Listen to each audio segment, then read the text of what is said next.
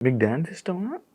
ఇష్టమండి. ఎప్పుడు నేర్చుకున్నారా ఏమైనా? ఏం నేర్చుకోలేదు. మరి ఎలా వచ్చింది ఊరికే మీకంత టైమ్ పాస్ మంచిగా? అంతే. అంత మంచిగా ఎలా వచ్చింది డాన్స్?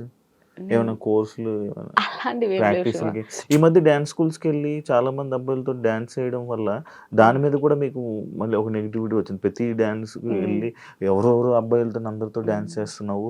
అసలు ఏంటి అనే దాని మీద దానికి ఎప్పుడైనా ఎందుకు ఆన్సర్ ఇవ్వలేదు మీరు? ఎందుకంటే నాకు సోలో డాన్స్ కన్నా హ్మ్. పార్ట్నర్‌తో డాన్స్ చేయడం చాలా నాకు ఫ్యాంటసీ అది. హ్మ్. నాకు పెద్ద ఫ్యాంటసీ అది. హ్మ్. ఇంకోటేందంటే ఇప్పుడు లేడీస్ ఎవరైనా వచ్చినా లైక్ ఫైమాతో చేశాను. హ్మ్. ఎందుకు ఎవరు ఏమనలేదు మరి. హ్మ్. ఫైమా కాబట్టి అమ్మాయి కాబట్టి. హ్మ్. అంటే మీరక్కడ జెండర్‌నే చూస్తున్నారు. హ్మ్. నేను జెండర్ చూడట్లే. హ్మ్. నాతో పాటు నా ఎనర్జీకి ఈక్వల్‌గా హ్మ్.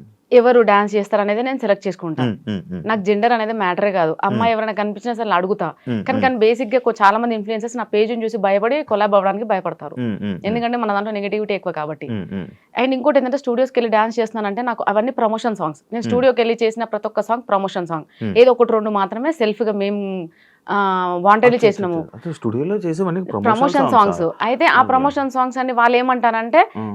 నా ప్రొఫైల్‌లో చూసి ఏ వీడియో అయితే చాలా మిలియన్ పోయిందో ఆ ఆ అబ్బాయినే తీసుకొని చేయాలి.